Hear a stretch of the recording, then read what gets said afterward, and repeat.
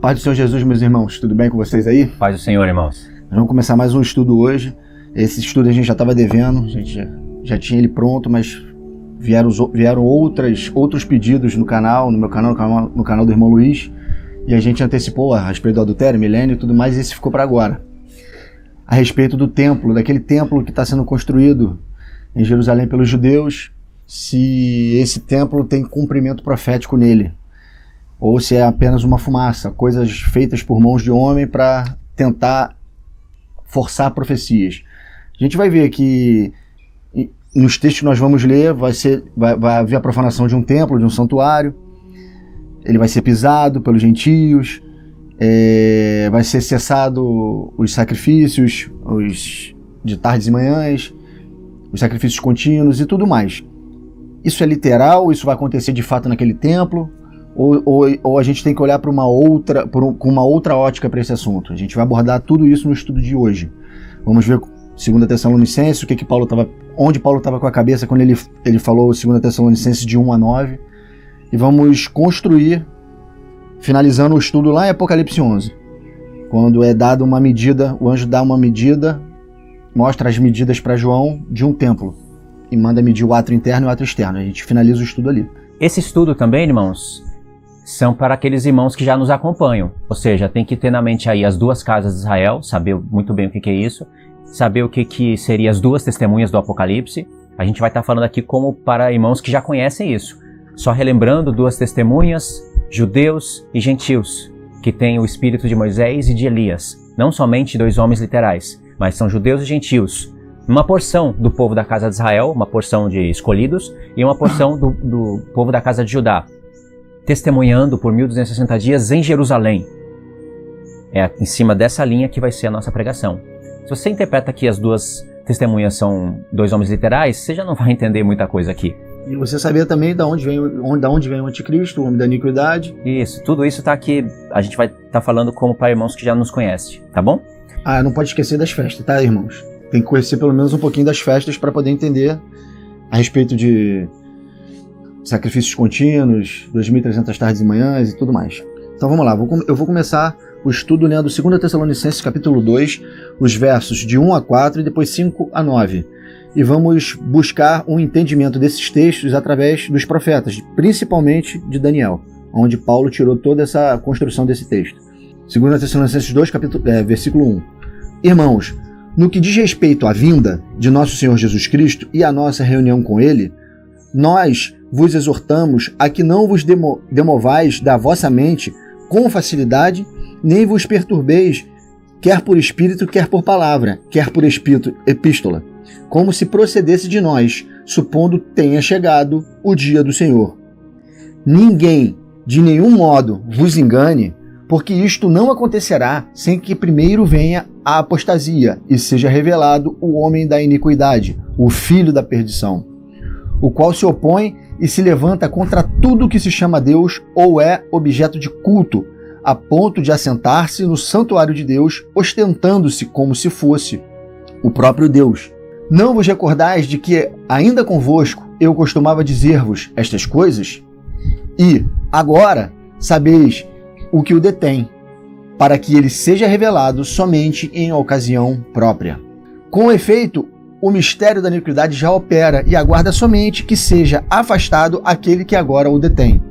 Então será, de fato, revelado o iníquo, a quem o Senhor Jesus matará com o sopro de sua boca e o destruirá pela manifestação de sua vinda. Ora, o aparecimento do iníquo é segundo a eficácia de Satanás, com todo poder e sinais e prodígios da mentira, e com todo engano de injustiça aos que perecem, porque não acolheram o amor da verdade para serem salvos.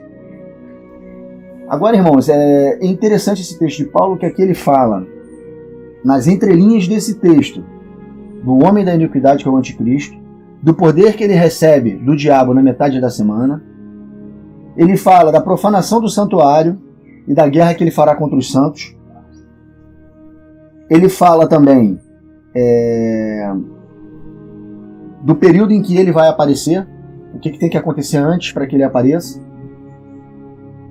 E quando ele recebe na metade da semana o poder de Satanás. E ele faz prodígios de mentira ao qual todos os seres humanos da Terra vão ficar pasmados com tanta miraculosidade que ele vai fazer. Ele vai proferir coisas espantosas que vão enganar até alguns filhos de Deus. E tudo isso está nesse texto. E Paulo tirou esse pensamento, obviamente, e com 100% de certeza, sabendo que isso se cumpriria no tempo do fim. Não era um pensamento preterista de Paulo achar que isso já tinha se cumprido no período em que Daniel recebeu as profecias ou no período de Jesus e dos apóstolos. O apóstolo Paulo ele faz referências a vários profetas aqui em 2 Tessalonicenses 2, principalmente quando usa a expressão o dia do Senhor. Vários profetas, mas um que se destaca bastante é Daniel. O outro também seria Zacarias, né? Mas Daniel, ele fala do santuário de Deus, e tem como, irmãos, você entender que o apóstolo Paulo está fazendo referência ao profeta Daniel, tem como ir no capítulo, tem como ir no versículo, e mesmo assim tem como continuar entendendo errado. Porque em Daniel você vai ver que o chifre pequeno, ele vai se direcionar para Jerusalém. Ele vai ir contra aquele lugar, contra a terra de Israel. E lá em Jerusalém tem um santuário, né? Agora não tem, mas sempre teve um santuário. Aí você pode pensar, bom, o que o anticristo estaria indo para Israel, iria contra o povo de Israel, lá contra Jerusalém, se não tem um santuário lá? Então, como os judeus agora estão preparando o santuário, que seria o terceiro templo, dá a entender que a profecia se cumpriria nessa etapa, sabe? Agora, nessa ocasião, eles já estão preparando o terceiro templo, ainda que esteja lá algo de Alá, sabe? Uma mesquita, justamente lá em cima do Monte Moriá, onde é o santuário, o lugar do santuário de Deus, na antiga aliança. As pessoas entendem que aquilo vai ser removido, o anticristo vai vir fazer uma aliança de paz, vai retirar aquilo, vai deixar Israel fazer o santuário ali, só para ser profanado pelo anticristo. Então, lendo o próprio profeta Daniel, você vai ficar tentado a entender que a profecia se cumpre literalmente, que o anticristo está indo lá mesmo para a terra de Israel, e de fato está indo contra Jerusalém, e que vai profanar um santuário lá que estaria sendo chamado pelo apóstolo Paulo de casa de Deus, de santuário de Deus. Mas não é isso. Então nós vamos ler o texto aqui para mostrar para vocês de onde o apóstolo Paulo tirou a expressão do santuário de Deus. Daniel 11, 36, 37, diz assim: Este rei fará segundo a sua vontade, e se levantará e se engrandecerá sobre todo Deus. Contra o Deus dos deuses falará coisas incríveis, e será próspero, até que se cumpra a indignação, porque aquilo que está determinado será feito. Não terá respeito aos deuses de seus pais, nem ao desejo de mulheres, nem a qualquer deus, porque, sobretudo, se engrandecerá. Olha o 2 Tessalonicenses 4, só o verso 4. O mesmo texto, o mesmo verso, presta atenção. O qual se opõe e se levanta contra tudo que se chama Deus ou é objeto de culto, a ponto de assentar-se no santuário de Deus, ostentando-se como se fosse o próprio Deus. Aí no verso 5 o apóstolo Paulo fala: Não vos recordais que ainda convosco eu costumava a dizer-vos essas coisas? Paulo está falando, eu ensinava o profeta Daniel para vocês, lembra? Aí o apóstolo Paulo diz: Agora sabeis o que o detém, o anticristo, para que ele seja revelado somente na ocasião própria. Se fosse fazer perguntas aqui, o que seria a ocasião própria? Seria o tempo certo que o anticristo haveria de se levantar. Teria que ter 10 chifres, teria que se levantar o chifre pequeno. Esse chifre pequeno derrubar 3 chifres, subjugar todos os reinos, todos aqueles 10 chifres, debaixo do seu poder. E aí essa seria a ocasião própria para que na metade da semana ele fizesse guerra contra os santos. E você vê nos textos de 2 Tessalonicenses que Paulo fala que ele é segundo a eficácia de Satanás. Quando ele recebe o poder de Satanás, ele recebe o poder de enganar com prodígios de mentira a todos. Entende? É na metade da semana que ele faz isso.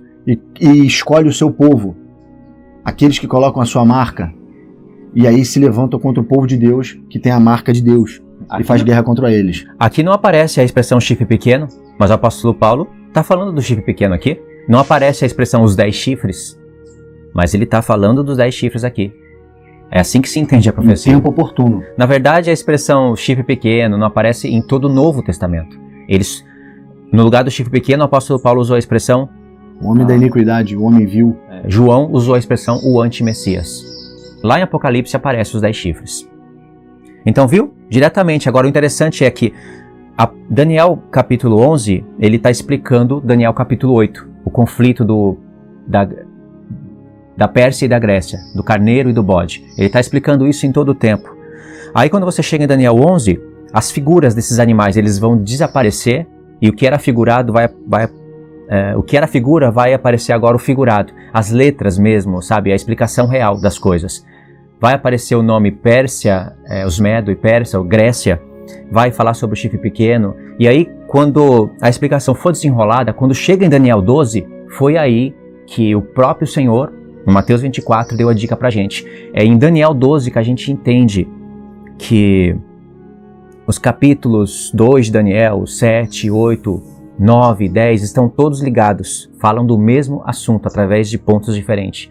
E é ali que se entende que a visão é realmente para o tempo do fim, que não se cumpriu no tempo de Antíoco Epífanes, embora se levantou Antíoco Epífanes, parecia que era mesmo no tempo da Grécia, profanou o santuário de Deus literal e o santuário de Deus foi justificado. A linguagem que a gente usa é purificado, né?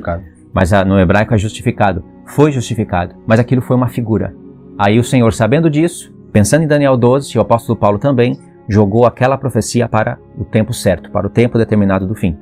Vejam só, irmãos, em Daniel 12, eu vou ler aqui, vocês vai ficar bem claro que esse texto está se referindo aos últimos dias. E a explicação de Daniel 11, de Daniel 8. Então, olha aqui, vamos lá, Daniel 12, versos de 1 a 4, e depois eu vou ler o de 5 a 13. Diz assim: Nesse tempo se levantará Miguel, o grande príncipe, o defensor dos filhos do teu povo, e haverá tempo de angústia, qual nunca houve, grande tribulação.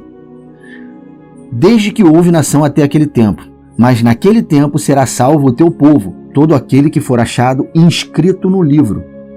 Olha só esse verso 2.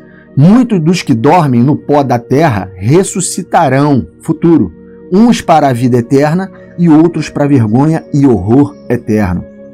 Os que forem sábios, pois, resplandecerão como o fulgor do firmamento, e os que muitos conduzirem à justiça como as estrelas, sempre e eternamente. Tu, porém, Daniel, encerra as palavras e sela o livro, até ao tempo do fim.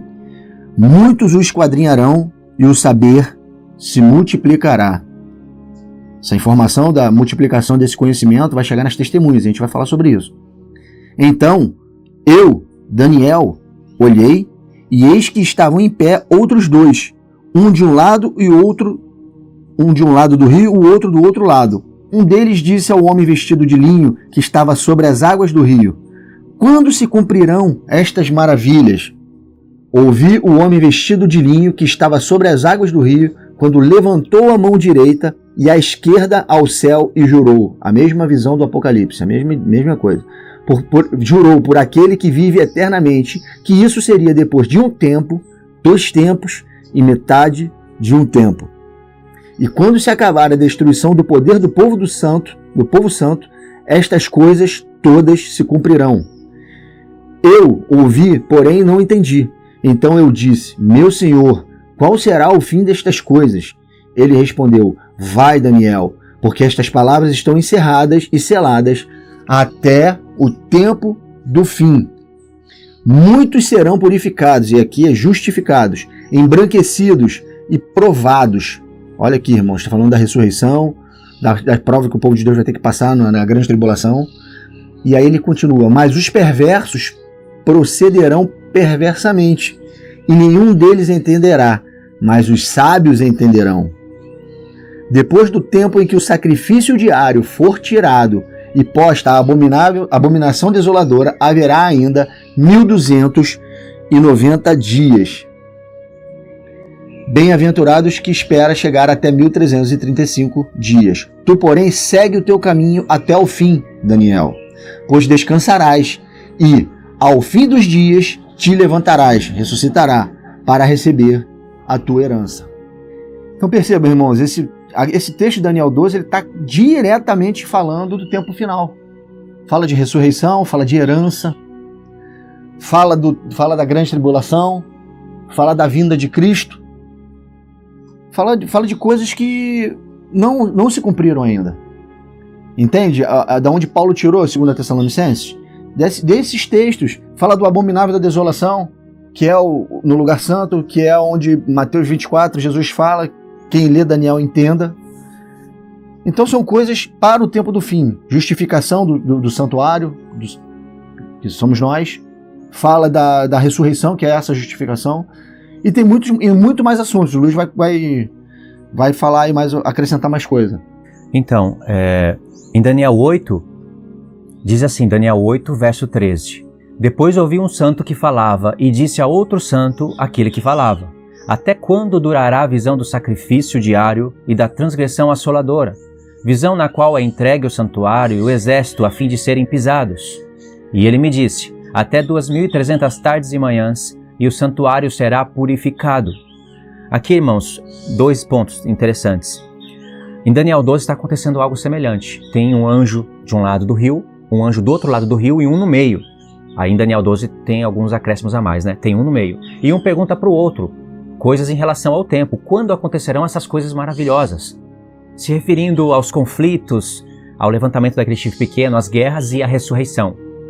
Aí o que estava no meio fala, depois de tempo, tempos e metade de um tempo, e quando o poder do povo santo for destruído, essas coisas acontecerão.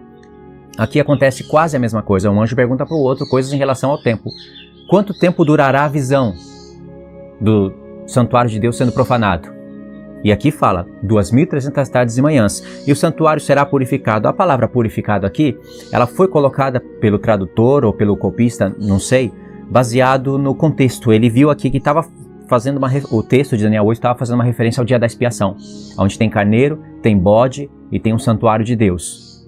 No dia da expiação se usa carneiro, se usa bode e ali se faz a expiação do povo, né?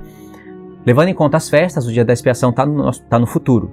Tem trombetas para acontecer, dia da expiação e os tabernáculos. Mas a palavra que foi usada é a palavra justificação, irmãos. Fazendo uma referência também a Daniel 7, que o ancião de dias desce depois de tempo, tempos e metade de um tempo, e faz justiça ao seu povo, que seria o santuário de Deus. Aqui seria uma figura. Você vê que algo de madeira revestido de ouro, ou de qualquer outro tipo de material que fosse, não tem como uma casa literal ser justificada. Mas se for o corpo do Messias, aí tem como ser justificado. Esses eram os 2 pontos que eu queria falar. Então em Daniel 12, você vai ver que a explicação já começa no verso 1 falando: naquele tempo se levantará Miguel. Em que tempo? No tempo da Pérsia e da Grécia? Seria então o tempo do fim do reinado grego, como eu já ouvi muitos judeus messiânicos falarem? Não. Aqui está falando de tempo de ressurreição, de tempo de grande tribulação. Está falando da própria vinda do Senhor. Então, nesse tempo aqui, haverá grande tribulação como nunca houve. É daqui que Jesus tira. Haverá grande tribulação como nunca houve e nunca mais haverá, porque acontecerá a ressurreição dos seus santos. E aí, um ponto que você não pode perder. Está explicando Daniel 8, não está? Em Daniel 12, você vai ver que está. E Daniel 8 está falando do tempo do fim, do santuário profanado e justificado. E está fazendo referência ao dia da expiação. Está falando tudo isso. Mas aqui, quando um anjo faz uma pergunta para o outro, em relação ao tempo, quando acontecerão essas coisas maravilhosas, aquele que estava no meio, que é uma figura do Messias, ao invés de responder, depois de 2.300 tardes e manhãs, como foi falado, estou explicando a visão que o Daniel não entendeu. Ao invés de ele falar isso, ele fala depois de tempo, tempos e metade de um tempo, fazendo uma referência a Daniel 7. Tempo, tempos e metade de um tempo em Daniel 7 seria explicado em Daniel 9. Última semana para o final, um corte da semana no meio, aí sobra 3 tempos e meio de um lado, 3 tempos e meio do outro. Depois que o poder do povo santo for destruído, que seriam as 2 testemunhas sendo derrotadas, pisadas, depois disso aconteceria as maravilhas. Aí teria fim de pecado. Sabe, o anjo está conectando tudo, irmãos. A falha é nossa, não é da profecia. Vai ter fim de pecados, o cessar da transgressão, o espiar da iniquidade. Está vendo o dia da expiação? Espiar da iniquidade era feito na Arca da Aliança, literalmente, né? Dia da expiação, aí tem justiça eterna. Quando vier o tempo da expiação dos pecados, aí tem justiça eterna, que seria uma referência à festa dos tabernáculos. Aí sela a visão, sela a profecia, e o santo dos santos seria ungido. Não um templo literal, mas o santo, que é o Senhor de todos os santos, que somos nós, é ungido, no sentido de falar que ele vai ser declarado rei em toda a terra. É quando todo joelho se dobrará à presença dele. Ele recebe a unção de rei, né? A unção de rei. Ele já é rei dos reis e senhor dos senhores. Mas ali é declarado, todo o povo vai se dobrar diante dele. Isso não acontece nos dias de hoje. Ele é rei, mas não é rei sobre todos. E aí, Paulo mesmo fala... É o Pai que vai fazer essa questão de ungir, o Pai que vai declarar agora, ele é rei sobre toda a terra. Todas as nações agora vão estar de fato debaixo do seu domínio. Todas as nações e reinos passarão a ser dele, no toque da última trombeta. No céu, na terra e debaixo da terra, irmão. Todo joelho se dobra a ele. Então, em Daniel 12 também fala do abominável da desolação, né? Que é o homem vil de 2 Tessalonicenses. E ao qual Jesus Cristo também em Mateus 24 fala: quando vires o abominável da desolação no lugar santo, quem lê, como disse o profeta Daniel, quem lê, entenda. Fazendo uma alusão, uma referência a Daniel 12, dos versículos 5 ao 13. E você vê que nesse momento ao qual o abominável da desolação está no lugar santo, é exatamente a metade da semana. A metade da semana, quando faltará tempos e metade de um tempo, para isso tudo se encerrar e vir acontecer as maravilhas todas que tem que acontecer, que o Luiz citou agora. Mas nesse momento, aqui nesse texto de Daniel 12, no verso 10, diz assim: muitos serão purificados, embranquecidos e provados. Fazendo uma alusão direta a Apocalipse 11, irmãos, as testemunhas, a metade da semana. Que muitos serão purificados e embranquecidos, serão lavados pelo sangue do Cordeiro. Muitos acordarão, se santificarão. Lembra da parábola das virgens? Nesse momento. Isso vai acontecer nesse momento. E os perversos procederão com perversidade. Os injustos agirão com injustiça. E vão matar o povo do Altíssimo na metade da semana. E não vão entender o que está acontecendo. Aí ele continua aqui: procederão perversamente. E nenhum deles entenderá, mas os sábios entenderão. Quem são os sábios que entenderão esse momento? Aqueles que estiverem acordados ao grito das testemunhas. Já vão se direcionar para onde tem que se direcionar, e outros vão se posicionar em Jerusalém para dar a sua própria vida em testemunho à palavra de Deus. Entende? Então, isso tudo está nas entrelinhas desse texto de Daniel 12, aqui principalmente nesse verso 10, aonde vão ser detectados dois povos distintos, o povo do Altíssimo e o povo da besta. Ambos com as marcas de Deus, a marca selada do Espírito nos filhos de Deus, aqueles que têm um nome escrito no livro da vida, e os que têm a marca da besta, ao qual proferirá injustiça e crueldade com o povo do Altíssimo e os matará, para a guerra contra eles, e os vencerá. Depois das 62 semanas será morto ungido, e já não estará. E o povo de um príncipe que há de vir destruirá a cidade e o santuário, e o seu fim será num dilúvio. Até o fim haverá guerra, desolações são determinadas. Ele fará uma aliança com muitos, por uma semana. Na metade da semana fará cessar o sacrifício e a oferta de manjares. Sobre a asa das abominações virá o assolador, até que a destruição, que está determinada, se derrame sobre ele. Está vendo aqui falando sobre as asas das abominações virá o assolador? Abominação desoladora, de Daniel 8. Quem interpretou Daniel capítulo 8 desconectado com Daniel capítulo 9, errou na profecia. Quem interpretou Daniel capítulo 7 em desconexão com capítulo 8, errou na profecia. Quem faz isso muito bem, ou na verdade muito mal, são os adventistas do sétimo dia. Agora vamos Daniel 11. Tá aqui já. Ó. Deles sairão forças que profanarão o santuário, a fortaleza nossa. Veja bem, irmão. Deles sairão forças que profanarão o santuário, a fortaleza nossa, e tirarão o sacrifício diário, estabelecendo a abominação desoladora. O mesmo texto que o irmão Luiz acabou de ler em Daniel 9. Estou lendo em Daniel 11, e Paulo falou em 2 Tessalonicenses quando ele se levantaria contra tudo que se chama Deus e é objeto de culto. É a mesma coisa, falando de outra forma. No verso 32, aos violadores da aliança, ele, com lisonjas, perverterá. Quem são esses? São os que colocarão a marca. Os violadores da aliança, os que quebram a aliança. Mas o povo que conhece ao seu Deus se tornará forte e ativo. Esses são os que têm a marca de Deus. Dois povos diferentes aqui a gente consegue detectar. O povo da besta, que será enganado, e que violam a aliança, não obedecem a Deus, não conhecem a Deus. Mas o povo que conhece se tornará forte e ativo e colocará a marca. Já que está aí, ó, pode ler até o verso 36, para ver o pensamento já todo conectado. Quer ver? Só o 36 e o 37. Verso 36. Este rei fará segundo a sua vontade. Esse rei é o anticristo.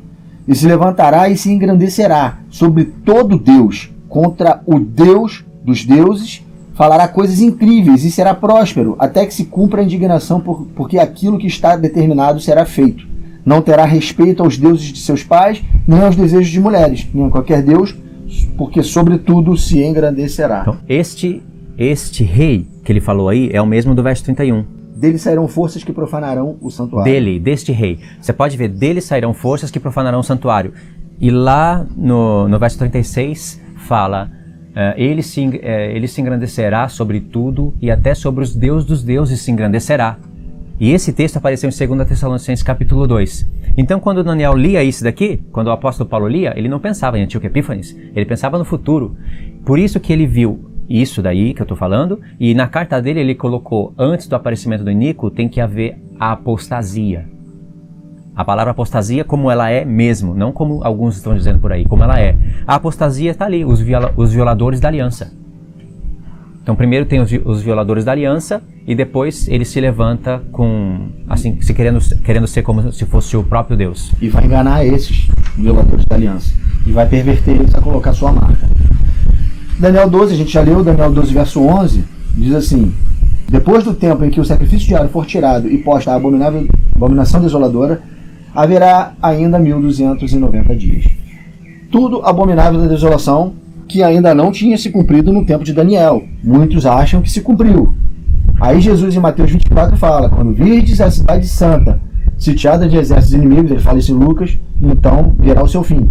E em Mateus 24 ele fala: quando vistes o abominável da desolação no lugar santo, a em que o profeta Daniel se referia, quem lê entenda. Então Jesus Cristo não mostra para nós que não se cumpriu ainda no tempo dele. Vai se cumprir ainda, jogou para o fim. Irmãos, agora presta atenção nisso. Alguns já devem ter entendido que a visão não se cumpriu, vai se cumprir no futuro. Mas daí ficou claro como foi entendido isso pelo próprio Senhor e pelo apóstolo Paulo com Daniel 12, que ali conecta Daniel 7 com Daniel 8, com Daniel 9, 10, 11 e vem o 12, onde conecta tudo. Mas alguns ainda podem dizer: entendi que não se cumpriu, vai se cumprir no futuro, mas como vai se cumprir? O Senhor Jesus está falando lá em Jerusalém, Mateus 24, está falando do santuário de Deus. O anticristo vai profanar o santuário que os judeus vão edificar, que é a casa de Deus, e vai ser profanado. Irmãos, Deus jamais iria levar isso em conta. Como ele iria estar levando em conta um templo literal, feito por mãos de homens, e sacrifícios contínuos, sacrifícios diários sendo realizados no templo, que são figuras da realidade do sacrifício do seu filho? Como Deus estaria levando isso em conta? Ele não levaria em conta as realidades? O santuário de Deus que somos nós e o sacrifício diário, contínuo, que é a nossa adoração e as orações? Isso ele estaria levando em conta. Por isso que vem o Apocalipse 11 para provar que isso é assim mesmo. Deus vai levar em conta o santuário de Deus, que vai ser profanado, o corpo do homem, que tem o Espírito de Deus, e o que vai ser parado na metade da semana vai ser o sacrifício contínuo, as nossas orações. Agora veja bem, todos os templos que foram construídos, esse pensamento aqui é importante, todos os templos que foram construídos, ainda que por mãos de homens, foram construídos como figura do verdadeiro, que está no céu, mas que também agora habita em nós. Está no céu o santuário de Deus, né? Algo que eu acredito que seja literal. Deus tem um trono, Deus tem um templo no céu, mas ele fez do homem a sua morada também. Então a realidade somos nós. E todos os homens que edificaram algo que fosse mostrado como sombra, não poderiam ser qualquer homem.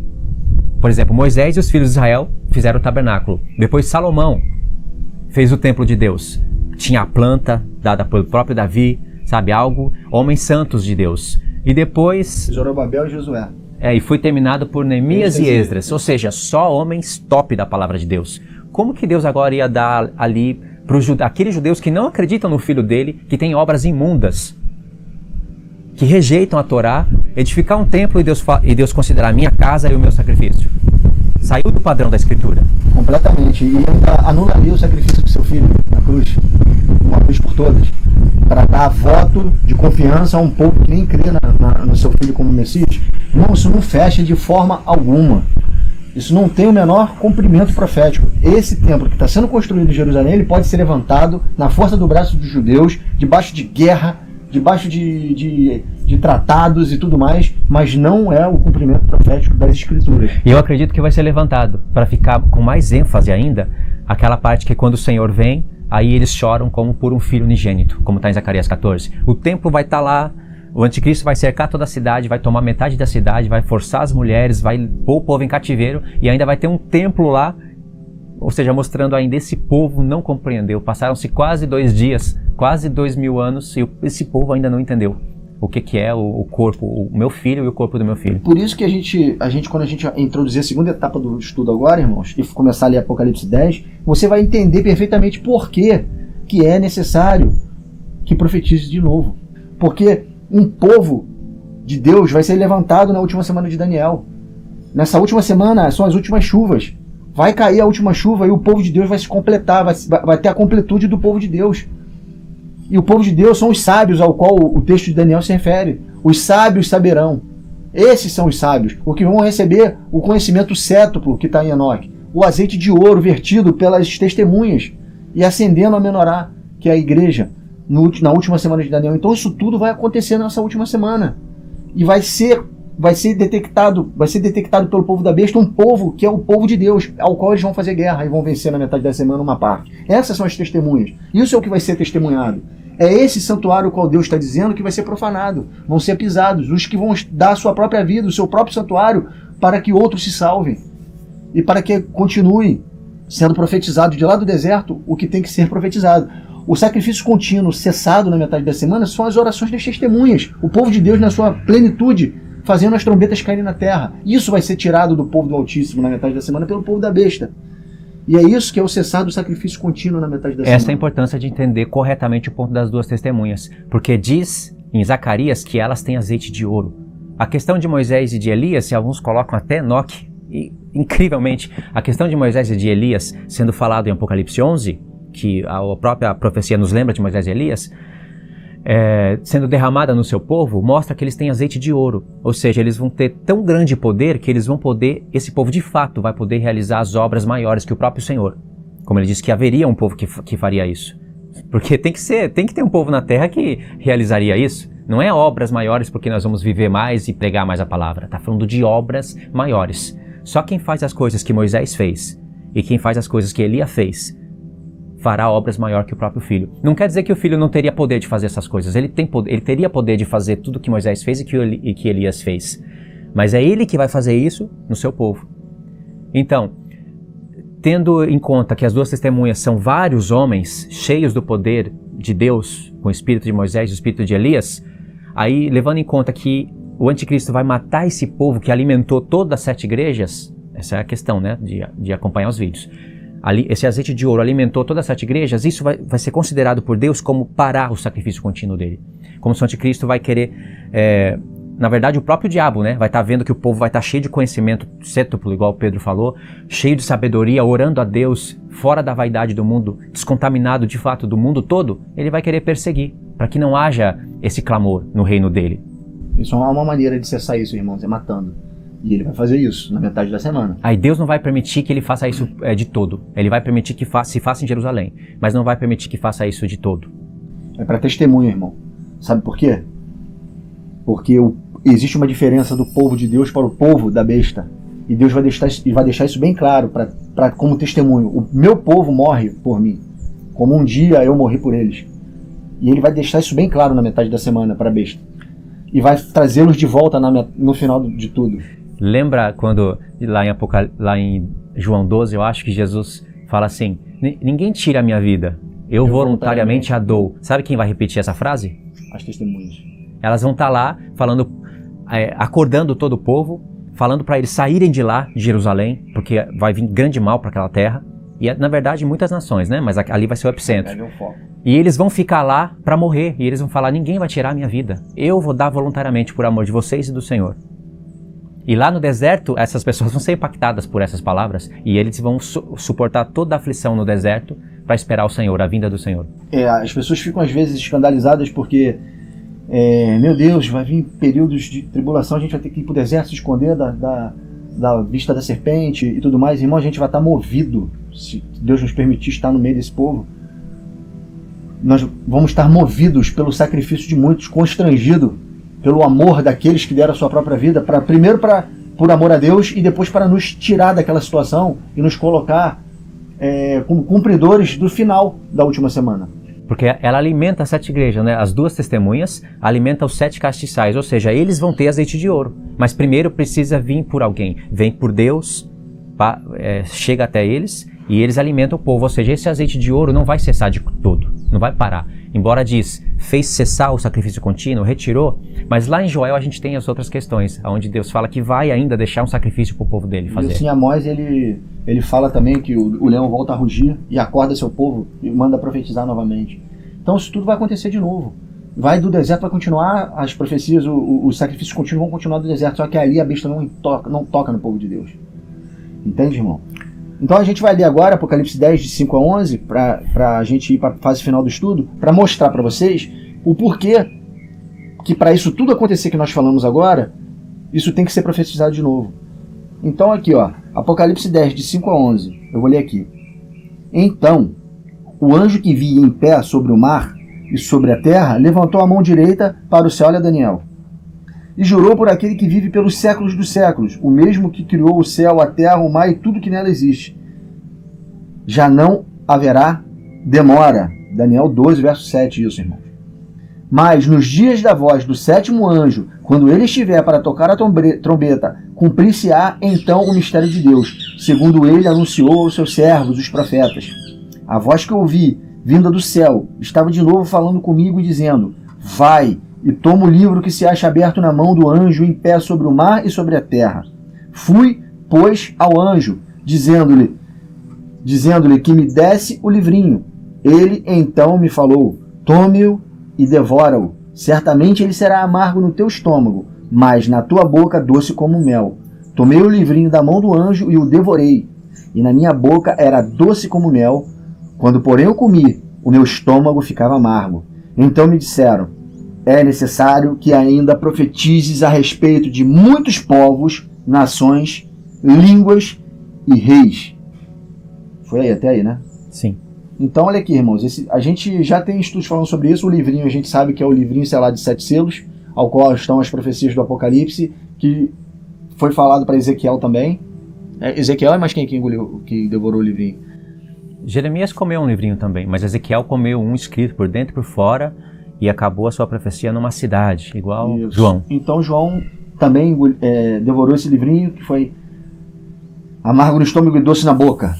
Então você vê, e ele fala aqui o mais importante, irmão. Então me disseram, é necessário que ainda profetize de novo. Ele engoliu esse livrinho com um objetivo, profetizar novamente para um povo.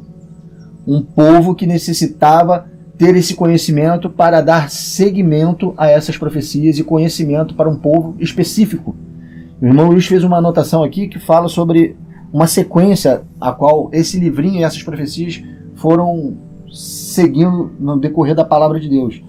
Eu fiz aqui 3 perguntas, mas antes da gente ir, só para não ficar uma leitura assim, só uma leitura de Apocalipse 10, 2 ajustes na tradução que são importantes, que vem do grego. No verso 5, quando diz assim, jurou por aquele que vive pelos séculos dos séculos, o mesmo que fez o céu, a terra e o mar e tudo quanto neles há, jurou dizendo, já não haverá demora. Aqui a palavra no grego é tempo, literalmente tempo, mas colocaram demora. Já não haverá tempo. Aí a própria profecia explica o porquê. Por que não haverá tempo?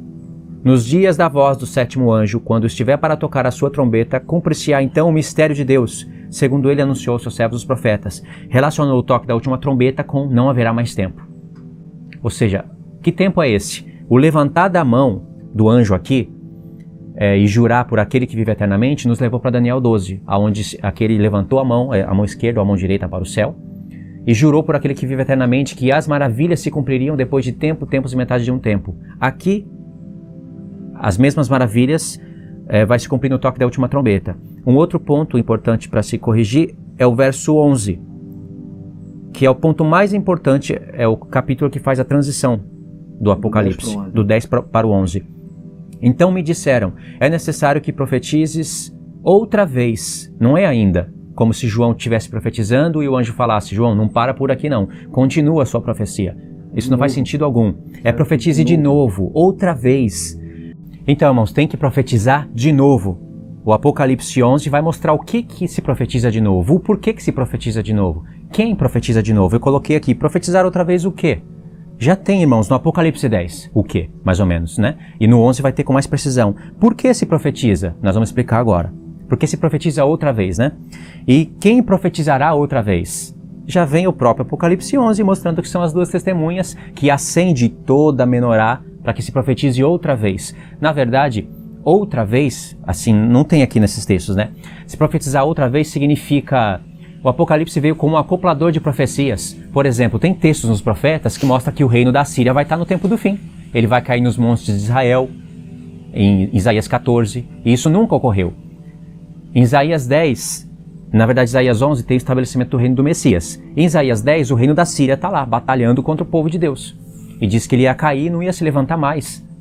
Então, aonde foi parar essa profecia? Cadê a última semana? Diz que...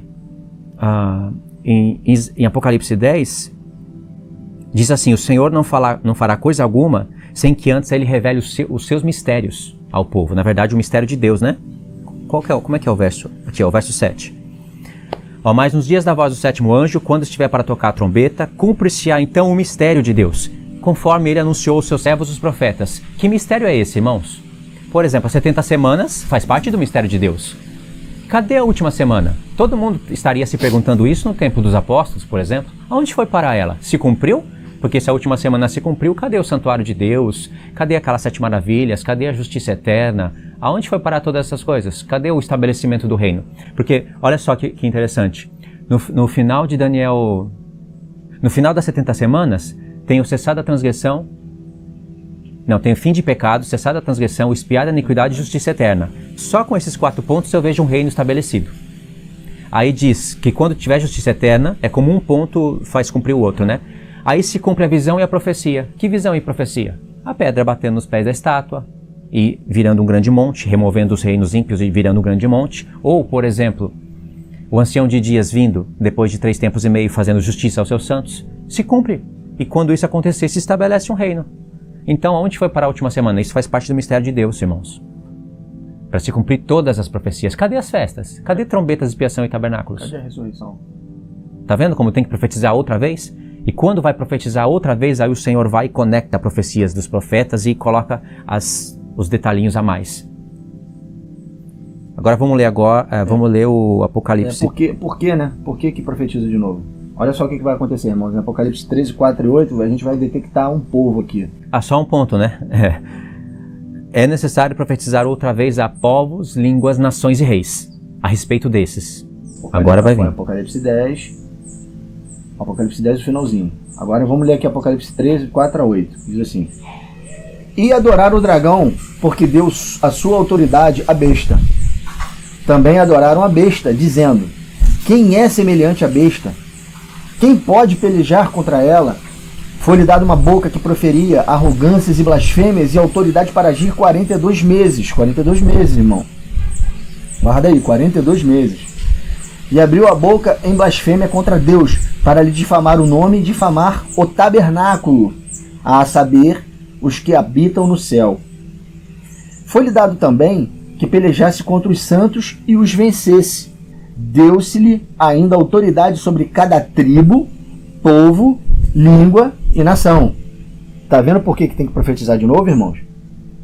Porque essa besta vai ter autoridade sobre cada tribo, povo, língua e nação. E esse cada povo, língua e nação tem povo de Deus aqui dentro, no meio, espalhado, que precisa ser retirado dessa Babilônia aqui, dessa maluquice, das vistas da serpente.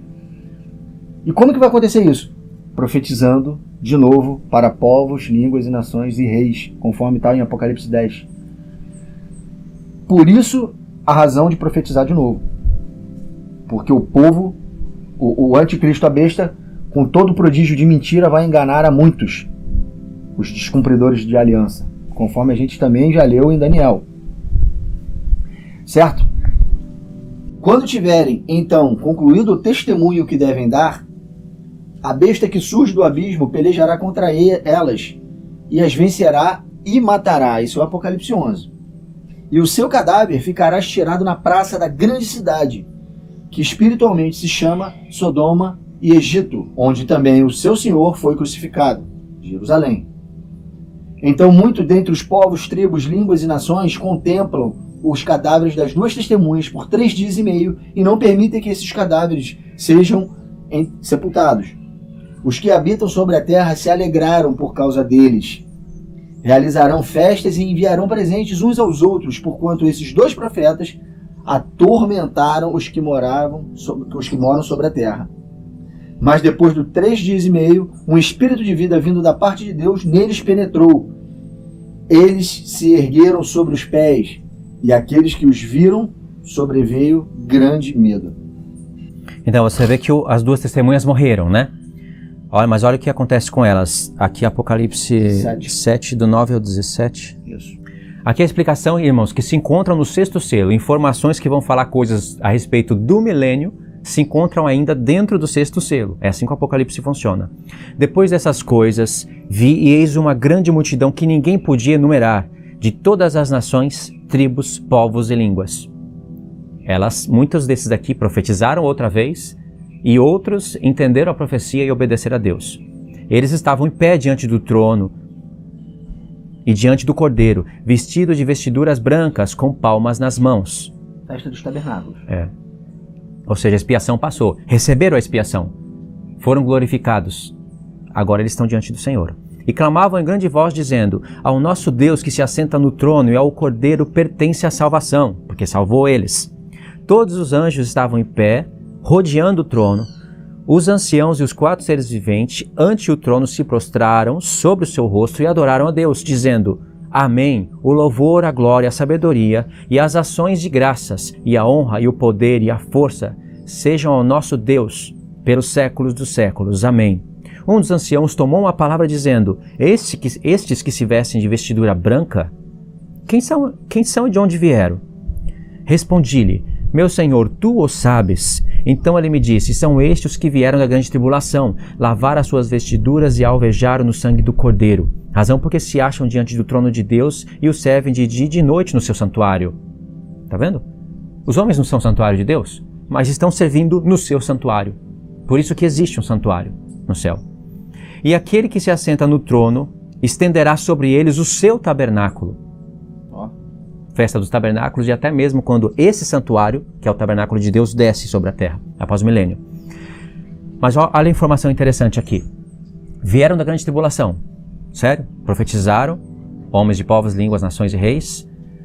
E aqui diz que eles jamais terão fome, nunca mais terão sede, não cairá sobre eles o sol, nem o ardor algum. Pois o Cordeiro que se assenta no meio do trono os apacentará e os guiará para as fontes da água da vida, e Deus lhes enxugará dos olhos toda lágrima. Textos que vão aparecer lá em Apocalipse 21. Enxugará dos olhos toda lágrima, já não haverá dor, as fontes da água da vida, que é aquele rio.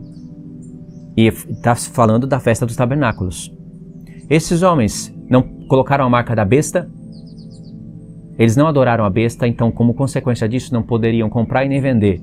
Passaram fome, passaram sede, passaram calor, passaram todo tipo de dor, mas obedeceram às profecias das 2 testemunhas, ou também seriam muitos desses que faziam parte das 2 testemunhas, que profetizaram em Jerusalém. Então, por que é necessário profetizar outra vez? Por causa desses pontos aqui.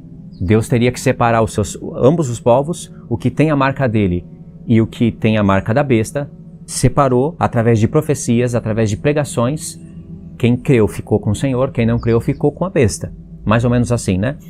Para que no dia do juízo, Deus julgasse cada um. Ou seja, os que são de Cristo não passariam pelo trono branco. Já estariam reinando com Ele por 1000 anos. Os que não são de Cristo, os que não têm o Espírito de Cristo, não pertencem a Ele, esses ressuscitariam após os 1000 anos. Estariam diante do trono branco para receber conforme as suas obras. Embora a gente está falando aqui somente de 2 povos, a gente tem em conta o outro grupo. É igual acontece nas parábolas de Jesus. Embora ele resuma algumas das parábolas em 2 povos, ele tem em conta outro grupo. O poder do anticristo não vai atingir toda a terra. Não tem como falar... Nem todos botaram a marca. E nem todos serão igreja. Não tem como falar tudo de uma vez. Mas só para vocês entenderem como isso acontece. A gente pode estar falando aqui de uma separação de 2 povos... Para ficar didático. Para ficar didático, mas não quer dizer que a gente não tem em conta as outras coisas. A gente já falou sobre isso no estudo do milênio, que nações vão... Tá vendo como é isso que ocorreu com as parábolas de Cristo, algumas delas? Ele tinha que focar num ponto, não poderia misturar todos os outros pontos. Senão traz mais informação e perde o foco da informação principal. Então aqui, olha, em Mateus 24, no 14:15 diz assim: e será pregado este evangelho do reino por todo o mundo, para testemunho a todas as nações. Então virá o fim. Verso 15. Quando, pois, virdes o abominável da desolação, de que falou o profeta Daniel no lugar santo, quem lê, entenda. Então, vai ser pregado esse evangelho para todo povo, língua e nação, então virá o fim. Virá o fim são os últimos 3 tempos e meio. Aí vem o fim. Mas o evangelho vai ser pregado até a metade da semana, irmãos. Até a metade da semana, onde ele vai fazer guerra contra os santos e vai prevalecer. Em testemunho, então virá o fim. Tá vendo que tem que ser pregado a todos os povos, línguas e nação? Aqui ele está falando testemunho para todas as nações. Agora o evangelho já está sendo pregado e ele já está separando as suas testemunhas. E aí quando ele separar as suas testemunhas para poderem pregar a palavra final, aí o que acontece? Vem o fim, porque ele sabe que chegou o tempo da última semana. Então eu vou começar lendo aqui Zacarias 2, do verso 1 ao 5, para a gente construir essa ideia do que o templo somos nós, não é o templo feito por mãos de homens judeus lá em Jerusalém, nesse contexto que a gente vive agora. Não é disso que o Apocalipse 11 está falando, e nem Zacarias e nem Ageu. Tá? Vamos lá, eu vou ler aqui, ó, Zacarias 2, rapidinho, de 1 a 5. Tornei a levantar os olhos e vi, e eis um homem que tinha na mão um cordel de medir. Então perguntei, para onde vais tu? Ele me respondeu, medir Jerusalém, para ver qual é a sua largura e qual o seu comprimento. Eis que saiu o anjo que falava comigo, e outro anjo que saiu ao encontro. Ele disse, corre, fala a este jovem, Jerusalém será habitada como as aldeias sem muros, por causa da multidão de homens e animais que haverá nela. Pois eu lhe serei, diz o Senhor, um muro de fogo em redor, e eu mesmo serei, no meio dela, a sua glória. Irmão, prestou atenção nesse texto? Eu vou ler agora o contexto disso, que é Ageu 2, de 6 a 9. Pois assim diz o Senhor dos Exércitos, ainda uma vez, dentro em pouco, farei abalar o céu e a terra, o mar e a terra seca. Farei abalar todas as nações, e as coisas preciosas de todas as nações virão, e encherei de glória esta casa, diz o Senhor dos Exércitos.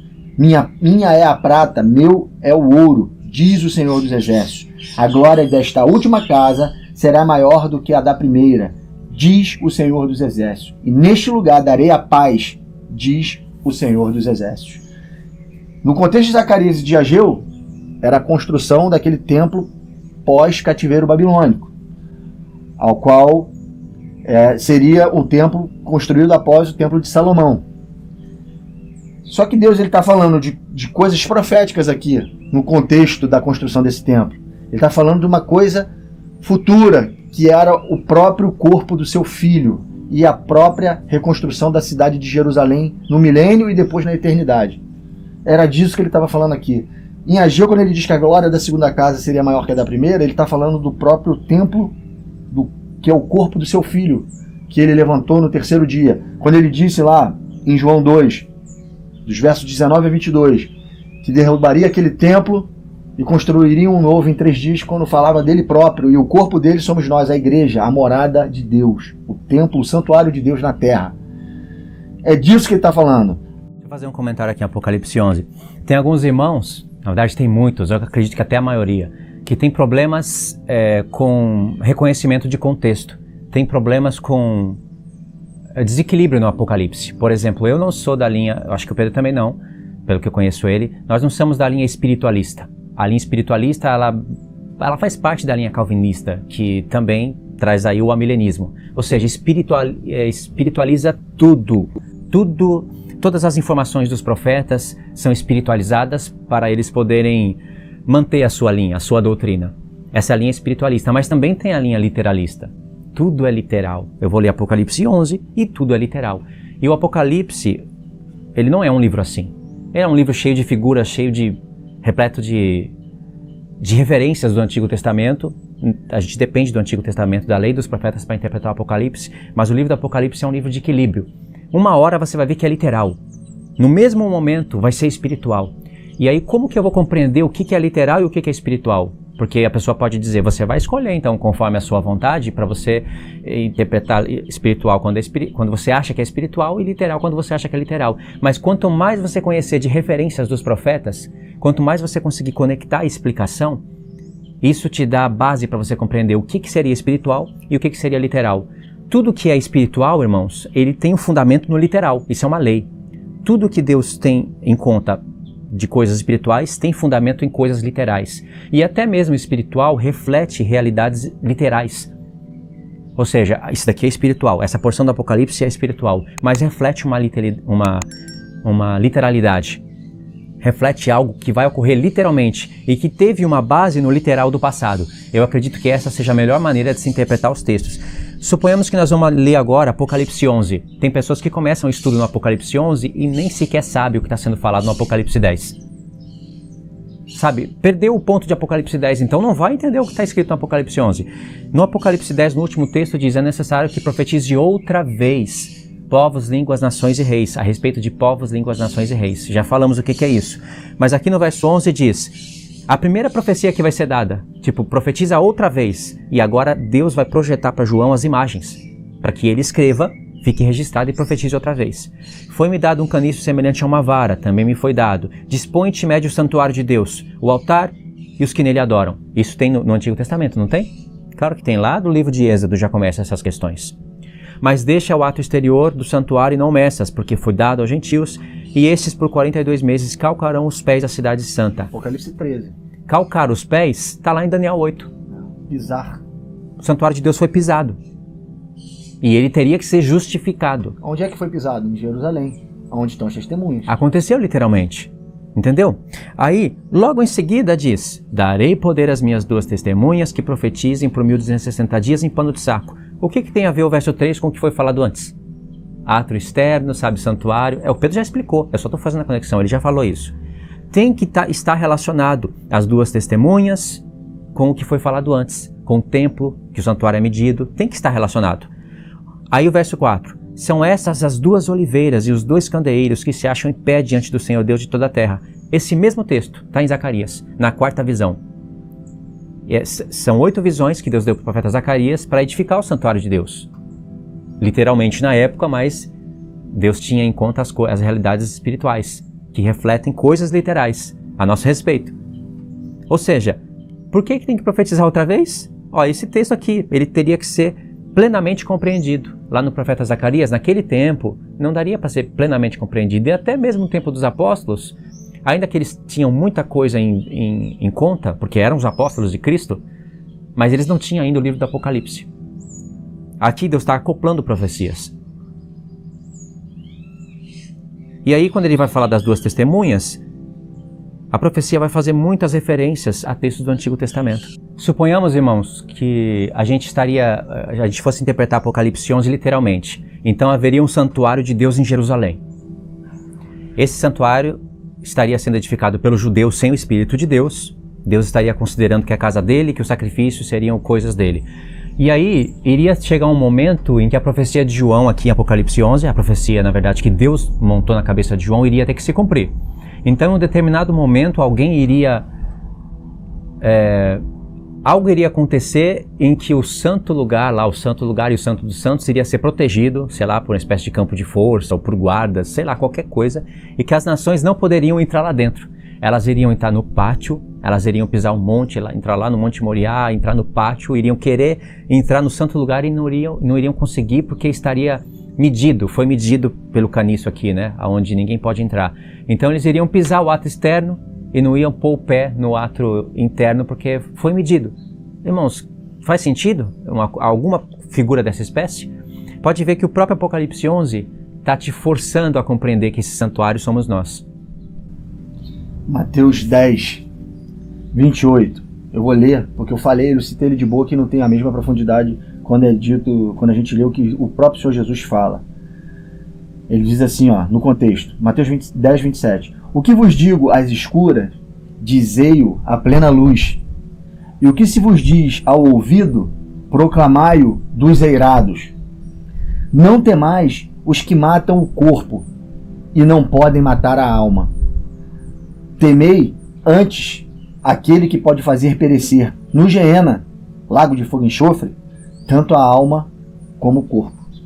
Átrio externo e átrio interno. Essa palavra vai ser uma palavra de ordem no final, irmãos.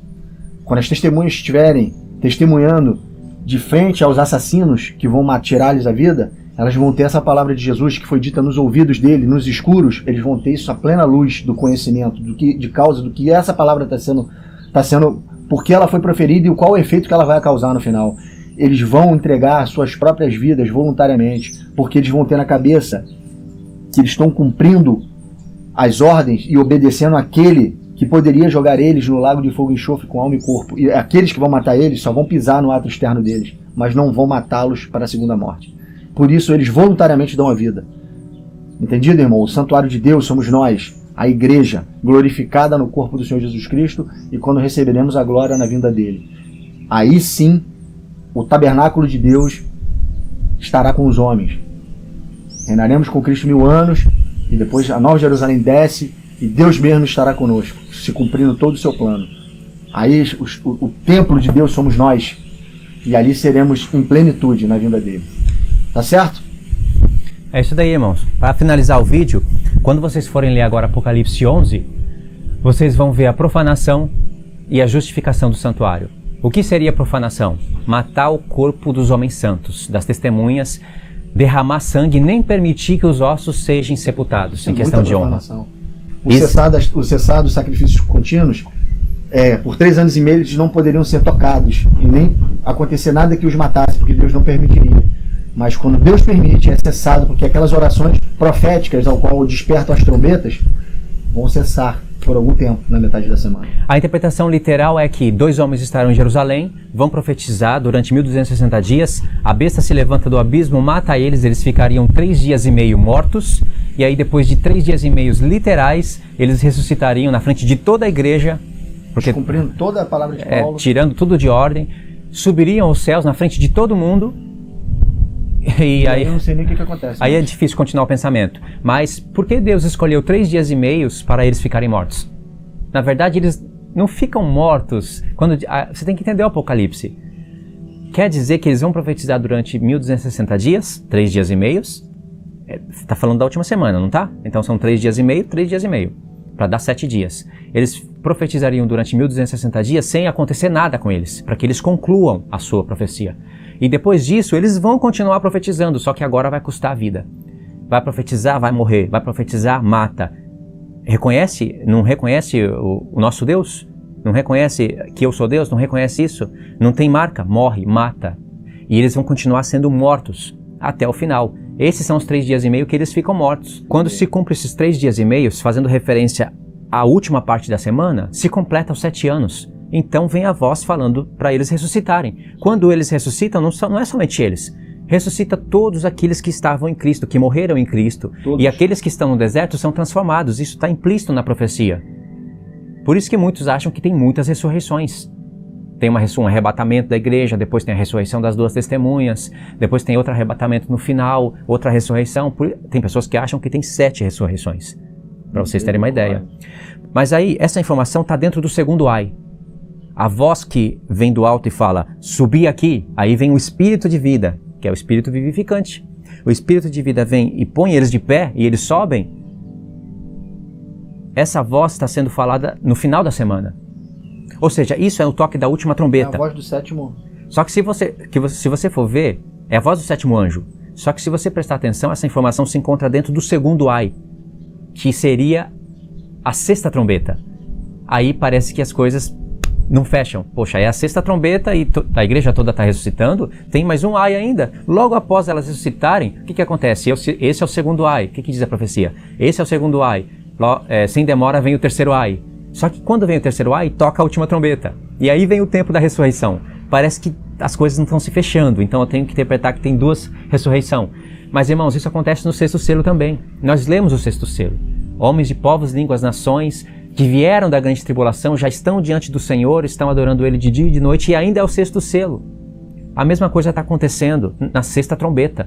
Deus está mostrando eventos que vão acontecer depois, mas Ele já mostra ali dentro daquele campo de informação, e logo em seguida vem o 3º ai, ou a 7ª trombeta, para ampliar detalhes. Senão eu teria que desconectar todos os pontos mesmo, interpretar tudo paralelamente. E Deus não trabalha assim no Apocalipse. Era isso que eu queria dizer. Então, leia Apocalipse 11 e você vai entender. Profanação, é um pensamento que eu deveria ter terminado antes até. Profanação do santuário. A morte das duas testemunhas. Justificação do santuário de Deus. Ressurreição. A ressurreição delas. No próprio Apocalipse 11 já mostra o que é a profanação, o que é a justificação do santuário. Amém, irmãos?